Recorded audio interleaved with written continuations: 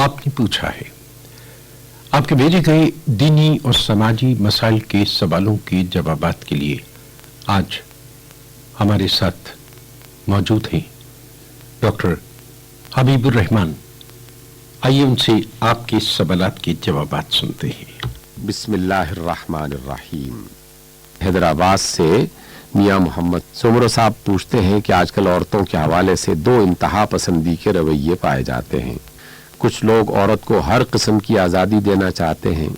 और कुछ लोग बेजा किस्म की पाबंदियां लगाते हैं। इस्लाम इस हवाले से हमारी क्या रहनुमाई करता है?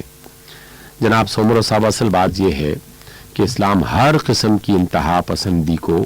पसंद नहीं करता। जो भी इंतहाई रवैया होगा जिसमें दो एक्सट्रीम्स की तरफ इंसान जा रहे हों, मामलात में, अफकार और नज़रियात में, अकायद में और इंसानी रवैयों में, तो अल्लाह ने और उसके रसूल सल्लल्लाहु अलैहि वसल्लम ने इस बात को नापसंद फरमाया है। रसूलुल्लाह सल्लल्लाहु अलैहि वसल्लम का एक मारूफ तरीन फरमान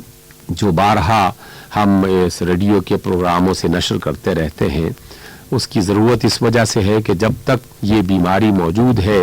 तो तब तक इस इलाज को भी लाजिमन लोगों के सामने लाते रहना चाहिए। आप अलैहिस्सलाम ने फरमाया, हलकल मुतनत्तिऊन। अरबों से ये बात फरमाई थी और सारे लोग अरबी ज़बान से वाकिफ़ थे, लेकिन फिर भी नबी सल्लल्लाहु अलैहि वसल्लम बाज़ अल्फाज ऐसे इस्तेमाल करते कि लोग फिर दरियाफ्त करते कि या रसूलल्लाह इसका मतलब क्या है। तो लोगों ने फरमाया कि या रसूलल्लाह आप फरमाइए कि ये मुतनत्तिऊन कौन होते हैं। आप अलैहिस्सलाम ने फरमाया, मुतनत्तिऊन वो लोग हैं जो बेजा तशद्दुद करते हैं, यानी इंतहा पसंदी का रवैया इख्तियार करते हैं। जहाँ सख्ती नहीं करनी चाहिए वहाँ सख्ती करते हैं, और ये इंसानी रवैयों में हमेशा से रहा है। कुछ लोग अपनी ज़ाती पसंद और ज़ाती नापसंद की बुनियाद पर कुछ ऐसी बातें सोच लेते हैं, कुछ ऐसी बातें घड़ लेते हैं, कुछ ऐसी बातें जो है वो उसकी तफसीर अपनी तरफ से बनाना शुरू कर देते हैं कि जिसमें वो किसी भी हलाल को हराम और किसी भी हराम को हलाल बनाने के दर्जे में भी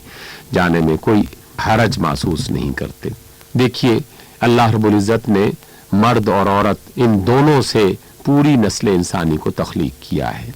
और इसमें औरत के लिए जो इज़्ज़त और एहतराम है वही इज़्ज़त और एहतराम मर्द के लिए भी है। और इस एतबार से अल्लाह ताला ने मोमिन, मुस्लिम और उसके बाद जो इबादात हैं और उसके बाद जो बुनियादी अखलाकियात हैं और उसके बाद बुनियादी जो हुकूक हैं, इन सब के हवाले से अगर गौर करेंगे तो अल्लाह ताला की हस्ती जिन पर हम ईमान रखते हैं, जिन्हें हम आदिल समझते हैं, अदल करने वाला, जिन्हें हम रहीम और करीम ज़ात समझते हैं कि वो बेइंतहा मेहरबान है, बेइंतहा इज़्ज़त वाली है, और जो अल्लाह अपने बारे में ख़ुद फरमाता है कि वो जालिम नहीं है, वो अपने बंदों पर जुल्म नहीं करता, तो ये कैसे मुमकिन हो सकता है कि अल्लाह ताला अपनी ही बनाई हुई मखलूक में से किसी मखलूक के हक़ जो है वो सल्ब कर ले और वो सारे के सारे हक़ अपनी मखलूक में से किसी दूसरे को ज़्यादा से ज़्यादा देना शुरू कर दे। इसलिए इज़्ज़त और एहतराम की बात हो, इबादात के दर्जात की बात हो, अखलाकियात के बुनियादी उसूल और ज़ाबितों की बात हो, और इंसान की बुनियादी ज़रूरतें जो हैं उसकी बात हो, तो उसमें मर्द और औरत में कोई फ़र्क नहीं रखा गया। मर्द को भी खाने पीने, आराम करने इसका हक़ हासिल है, औरत को भी इन तमाम चीज़ों का हक़ हासिल है। मर्द भी इज़्ज़त चाहता है, औरत को भी इज़्ज़त मिलनी चाहिए, ये उसका भी हक़ बनता है और यकीनन उसका एहतराम किया जाना चाहिए। नबी मोहतरम अलैहिस्सलातु वस्सलाम ने ये बात भी इरशाद फरमाई, और इस बात को भी हम दोहराते रहते हैं और आइंदा भी दोहराते रहेंगे, क्योंकि बहुत ही अज़ीमुश्शान फरमान है जनाब रसूलुल्लाह सल्लल्लाहु अलैहि वसल्लम का। आप फरमाते हैं कि मा अक्रमन निसा इल्ला करीमुन, कि औरतों की इज्जत वही करता है जो खुद इज्जतदार है। वला अहानहुन्ना इल्ला लईमुन, और जो भी उनकी बेइज्जती करता है, उनके एहतराम में कमी लाता है, तो दर हकीकत वो एक तरह का घटिया आदमी है। आक़ा रहमत अलैहिस्सलातु वस्सलाम कभी इस तरह के लफ्ज़ इस्तेमाल नहीं करते अपनी गुफ्तगू में, लेकिन ऐसे फ़र्द के लिए आपने लईम का लफ्ज़ इस्तेमाल किया जिसका उर्दू में ترجمہ گھٹیا کیا جاتا ہے عام طور پر۔ تو ایسا فرد کہ جو عورتوں کی عزت نہیں کرتا، آپ صلی اللہ علیہ وسلم نے کتنے شدید انداز میں اس کی مذمت کی ہے۔ لیکن جہاں تک آزادی کی بات ہے تو کچھ دائروں میں اللہ رب العزت نے مردوں کو آزادی دے رکھی ہے، کچھ دائروں میں عورتوں کو آزادی دے رکھی ہے۔ سب سے پہلی بات تو یہ جان لینی چاہیے کہ آزادی کا تصور پوری دنیا میں تمام تہذیبوں میں یہ نہیں ہے کہ وہ جو چاہے کرنا وہ کر سکتا ہے، یعنی وہ مرد ہو یا عورت۔ آزادی ہمیشہ کسی نہ کسی ضابطے کی پابند ہوا کرتی ہے، اور اسی سے انسانی زندگی آگے بڑھتی ہے، اس میں حسن پیدا ہوتا ہے، اس کا جو ہے وہ جاری رہنا وہ کسی نہ کسی ضابطے کی بنیاد پر، یعنی آزادیوں کو برقرار رکھنے کے لیے ضابطوں کی پابندیاں لازم ہیں۔ کسی چوک چوراہے پر کھڑے ہو جائیں، وہاں کے سگنلز آف کر دیے جائیں، ٹریفک پولیس کا بندہ وہاں سے ہٹا دیا جائے، اور ہر گاڑی والے سے کہا جائے کہ تم اپنی آزادی سے جس طرح چاہو گاڑی چلا سکتے ہو، تو آدھے منٹ کے اندر اندر وہ چوک بلاک ہو جائے گا، وہ سڑک جو ہے اس کے تمام راستے جو وہ بند ہو جائیں گے، اس لیے کہ ہر ایک شخص یہ سمجھے گا کہ مجھے اپنی مرضی کے مطابق اپنی گاڑی چلانے کی آزادی ہے، لیکن ہر ایک شخص پھر دوسروں کی آزادیاں ان کے راستے میں رکاوٹ بننا شروع ہو جائے گا، اور بالآخر خود بھی اس کا شکار ہو جائے گا۔ بالکل اس طرح جیسے ہم زندگی کے کئی معاملات میں اصول اور ضابطے بناتے ہیں تاکہ سب کی آزادیاں برقرار رہیں، تو اللہ رب العزت جو کائنات کا بنانے والا، اس کو چلانے والا، سب سے زیادہ علم رکھنے والا، انسان کی تخلیق بھی وہی کرتا ہے اور اس کے معاملات کو بھی وہی سب سے بہتر جانتا ہے، تو اس نے کچھ دائرے مقرر کر رکھے ہیں۔ کچھ پابندیاں مردوں کے لیے ہیں، کچھ پابندیاں عورتوں کے لیے ہیں، کچھ حقوق مردوں کے لیے ہیں، کچھ حقوق عورتوں کے لیے ہیں، بہت ساری آزادیاں مردوں کے لیے ہیں، بہت ساری آزادیاں عورتوں کے لیے ہیں۔ ہر عورت کو یہ حق حاصل ہے کہ وہ اچھی سے اچھی اور بہتر سے بہتر تعلیم حاصل کر سکے۔ ہر عورت کو یہ حق حاصل ہے کہ وہ پوری عزت اور پورے احترام کے ساتھ زندگی بسر کر سکے۔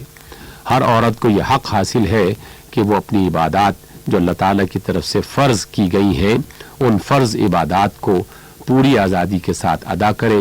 اس میں کوئی بھی شخص ان کے فرض عبادات میں رکاوٹ نہیں بن سکتا۔ اسی طریقے سے جو انسان کی جسمانی بنیادی ضرورتیں ہیں، اس میں عورت کو بھی پورا حق حاصل ہے اپنی صحت کے حوالے سے اور اپنے ان تمام معاملات کے حوالے سے۔ البتہ اللہ تعالیٰ نے کچھ پابندیاں لگا رکھی ہیں، اور جس میں کاموں کی تقسیم کر رکھی ہے، اور اس میں بنیادی اخلاقی تعلیمات دے دی کہ آپس میں کچھ چیزیں آپ مل کر طے کر لو، میوچل انڈرسٹینڈنگ جسے کہتے ہیں آپ، باہمی رضامندی۔ اس کی بنیاد پر روز اول سے لے کر آج تک مرد اور عورت گھر کے معاملات کو باہمی رضامندی کی بنیاد پر چلا رہے ہیں۔